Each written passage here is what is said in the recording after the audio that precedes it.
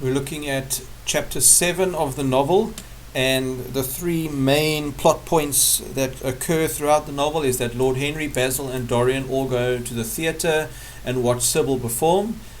She performs very badly. Dorian breaks up with her, and then when he gets home he sees that the painting has altered. So starting with page 96, Basil says, now they're at the theatre, "Don't pay any attention to Lord Henry, Dorian. I understand what you mean and I believe in this girl." So Dorian trying to explain his love for Sybil and why why she's so perfect and why he's going to marry her and all that.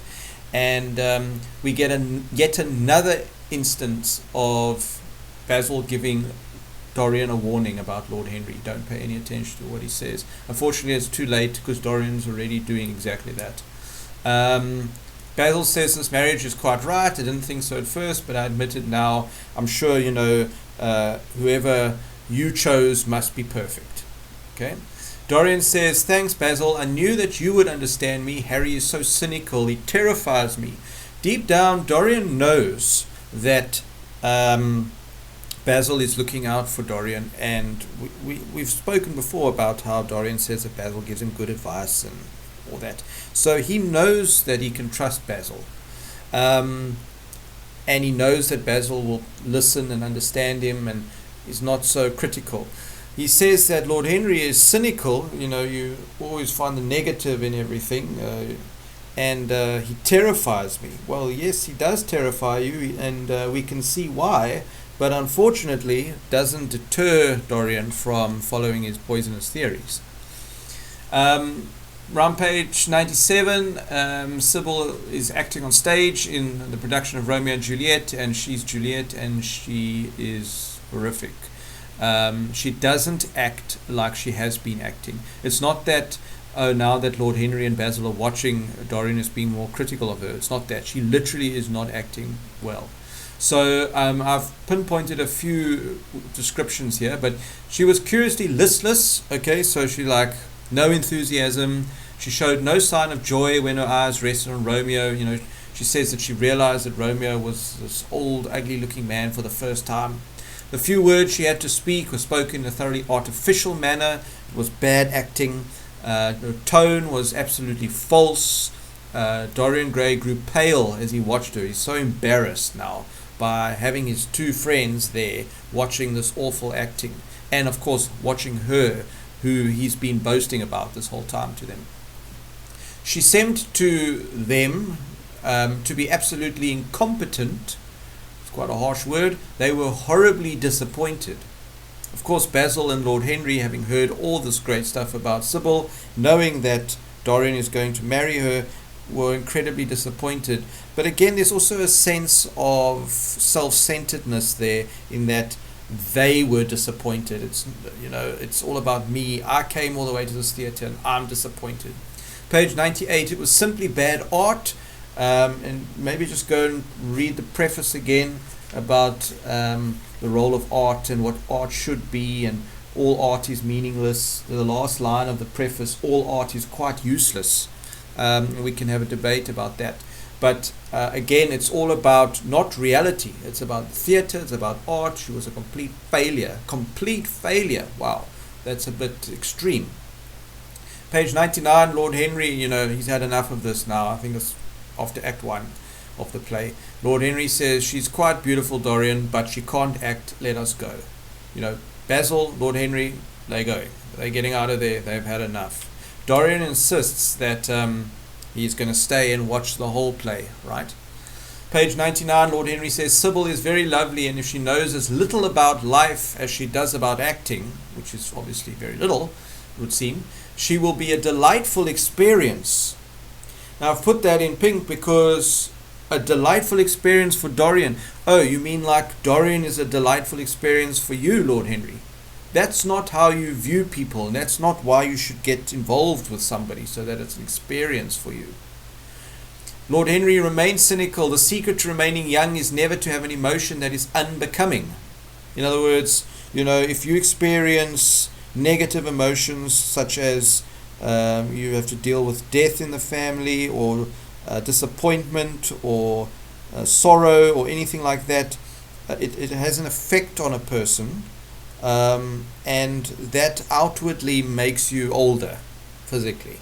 And so Lord Henry is saying you must only ever experience wonderful experiences and joys in life, and you must lap up anything that's going to bring you excitement and happiness and that. But really, she is beautiful. What more can you want? That's his final thing that he says. But you know what? At the end of the day, she's beautiful, looks, appearance. What more can you want? There's a hell of a lot more that one should want. Okay, so that's incredibly vain and shallow, and that's all linking into aestheticism there. But remember, Dorian is so focused now on appearances, because Basil and Lord Henry and Sybil Vane actually have all made Dorian realize just how important appearance is. Page 100 talks about how the play dragged on, and then half the audience left, and then by the time the last act came, there was hardly anybody left in the theatre. Even the audience in this poor slum of a theatre realized that it was bad acting and left. Dorian Gray, it was dreadful. Are you ill? So he goes behind, at the end of the play, he goes behind the stage to find Sybil Vane. He confronts her and she says, oh, how terribly I acted tonight. But she's like gleaming, right? Because she's in love. So like, who cares? She's aware of the fact that she didn't act very well, but she's very excited to see Dorian and that. And Dorian says, yes, your acting was dreadful. Are you like sick or something? You have no idea what I suffered. There's the self-centeredness again. It's what I suffered. What did you suffer actually? Sitting in the audience watching your fiancée, who you're supposed to be in love with, just not be at her best. Is that really suffering? Then he goes on to say, my friends were bored. I was bored. Self-centered. I was bored. And how can you be bored? How can you admit to somebody that you supposedly love to such an extent that you're going to marry her that you were bored watching her? Page 101, we can really see the cruelty in Dorian now. And we think about the Dorian in chapter 1. That Dorian would not have acted this way. Sybil says, Dorian, before I knew you, acting was the one reality of my life. And we can, dissect that and say, well, that's interesting. Acting was my one reality. Those are two different ideas. Acting is not reality. And that's why Dorian fell in love with you, for your acting, not your reality. But what she's trying to say is that because she didn't have any experience in the real world of falling in love or being in love with somebody said to her, this is how you act when you are in love. And so she went, textbook, that's okay, fine, I'll react that way. Now that she has experienced love herself, she knows what it's like. She can't differentiate, she can't pretend something when she actually feels it in a different way. So she can't pretend to be in love. And I know it sounds contradictory. You would think once you've experienced being in love, you could act better being in love. But what she's saying is that because she knows what real love is, she can no longer pretend what real love is and act as according to what's on the script. You came and you freed my soul from prison. Well, I don't know about that, but you taught me what reality really is. No, not really. Because Dorian, this whole thing has been about you acting as a character. There's been very little reality happening here. But on her side, she feels like she now has experienced what love is. But she's also only 17 years old, so she doesn't know about true love, what love actually is either. So you've got these two young, naive people, although Dorian's not so naive anymore, falling supposedly in love with each other. Tonight I became conscious that the words I had to speak, says Sybil, were unreal, were not my words, were not what I wanted to say. She's saying that because I have now experienced true love, I would know what I would naturally say to the person that I'm in love with. But now I can't do that. I have to read what's on the page. I have to read the script. And that makes my acting terrible. I might mimic a passion that I do not feel. In other words, I can act something that I've never experienced or feel, but I cannot mimic one that burns me like fire. And that's what I've just been explaining. Dorian says, "You have killed my love." Now, if you really loved your fiancée, if you really loved her that much, one night of acting would not kill your love. Notice how quickly Dorian has changed as well. Just like Basil said to Lord Henry, "You change too often." Page 102, 103, Dorian's cruelly going to reject Sybil now. Page 102, Dorian says, "You used to stir my imagination. Now you don't even stir my curiosity." Notice there's that weighing of two things, almost like an antithesis, almost like the nature of an epigram, which Lord Henry uses often. So you can even see the dialect, or sorry, not the dialect, the dialogue or the diction that Dorian is using is mimicking Lord Henry. There's definitely influence there. He continues to say, "You are shallow and stupid." Well, I think the only person who's shallow here is you, Dorian. But anyway, "You are nothing to me now. I will never see you again. I will never think of you." That is savage and incredibly cruel. As for the "I will never think of you," we'll see about that. He might not have a choice. "You have spoiled the romance of my life." The romance, definite article, the romance, as if it's the only one he's ever going to have. And remember, Lord Henry first said, you shouldn't call it the romance of your life, you should call it a romance, because it's just one. "Without your art, you are nothing." Page 103, Sybil Vane to him, sent to be absurdly melodramatic, over the top. Her tears and sobs annoyed him. Wow. Can you imagine upsetting your fiancée so badly like that? This woman that you love. And because she starts crying because of your cruel treatment, the tears and sobs from her annoy you. And there it is again, the self-centered, narcissistic nature of Dorian Gray. That it's all about him. He is annoyed by her suffering, actually.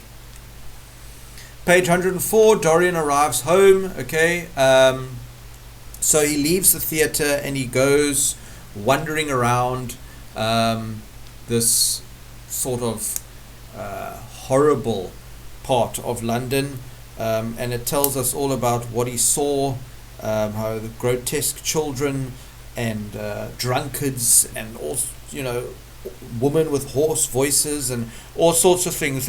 And leaving the theatre, the fact that the surroundings of him, the surroundings that he finds himself in are so sordid, so run down, so horrid, so ugly and grotesque and just dirty, and it's just a horrible environment, is relating to Dorian Gray's character at that time. It's almost fitting, because Dorian and his soul, as it were, and his cruel treatment of Sybil, it's fitting that Dorian is in that environment, in that area, because that is what Dorian has become. He almost as if he belongs there, because that is how ugly his character, his persona, his soul, theoretically, is becoming. He gets home and he looks at the portrait that's in his house, examines it, and then it's important, he's looking at this, and he sees that the expression on the face in the portrait looks different. One would have said that there was a touch of cruelty in the mouth. It's as if the mouth has changed slightly in the portrait, almost as if it's downturned a little bit. That would make sense, because if the portrait is going to be Dorian's soul, then Dorian used his mouth to belittle and degrade and reject Sybil, be really cruel to her. So it would make sense that the mouth would be affected. Sunlight showed him the lines of cruelty around the mouth as clearly as if he had been looking into a mirror after he had done some dreadful thing. He has done some dreadful thing. And something even worse as a result of that has happened that he doesn't even know about yet. But his terrible treatment of Sybil is what, or should I say, has caused this change in the portrait. It's not as if he's done something terrible. He has done something terrible. Page 105, suddenly there flashed across his mind what he had said in Basil's studio the day the picture had been finished. Yes, he remembered it perfectly now. He had uttered a mad wish that he himself might remain young. This is the wish that Dorian made. And the portrait grow old. That his own beauty might be untarnished, and the face on the canvas bear the burden of his passions and his sins. So there's two aspects here at play. And a lot of guys get this wrong. There's the physical aspect, the fact that the painting is going to age, appearance-wise, and Dorian's going to remain young. That's the one part. The other part is that the face, the appearance, is also bearing the sins. It's like his conscience. It's his soul as well. Okay? So the uglier Dorian's soul gets, and the soul is usually not a tangible thing, the uglier his soul gets, the uglier the portrait will get. So it's not just going to age naturally with age, it's going to depict his soul. So if we had a physical manifestation of our soul, then we could see exactly what it looked like. And when we did good things, it would look good, and when we did terrible things, it would look bad and all that. Okay. So the portrait is a physical representation of Dorian's soul. Page 106. Cruelty, he thinks. Had it been cruel, it was the girl's fault, not his. He's thinking to himself, surely this mouth hasn't altered because I was cruel. I wasn't cruel. Yes, you were actually very cruel. But, placing the blame somebody else, always somebody else. It was her fault. He had suffered also. He had lived centuries of pain. Look at that hyperbole. Centuries of pain. That's ridiculous. What nonsense. Why? Because you had to sit through the theatre play production and it was boring. You were bored and disappointed. Wow. She was nothing to him now, but the picture, what would he think of that? It held the secret of his life and told his story. That's true. It had taught him to love his own beauty. That's also true. Would it teach him to loathe his own soul? Absolutely. Yes, it will. There's a sense of, the portrait will carry all my sins and my conscience, so I don't have to worry about it. But we see much later in the novel that actually what Dorian does work on his conscience, that he actually cannot let go of his conscience. Final page 107, and I've put this in bold because this really is, if you had to look for a description of what the portrait is, you had to use text from the novel itself, it would be this. For every sin that Dorian committed, a stain would fleck and wreck its fairness. Fleck, affect it, change it, mark it. But he would not sin. The picture would be to him the visible emblem of conscience. That is what it is. Physical, tangible, touchable, I can see it. Conscience. Then he says he would not see Lord Henry anymore, would not at any rate listen to those subtle poisonous theories, which they are, that in Basil Hallward's garden had first stirred within him the passion for impossible things. He would go back to Sybil Vane, make her amends, say I'm sorry, marry her, try to love her again.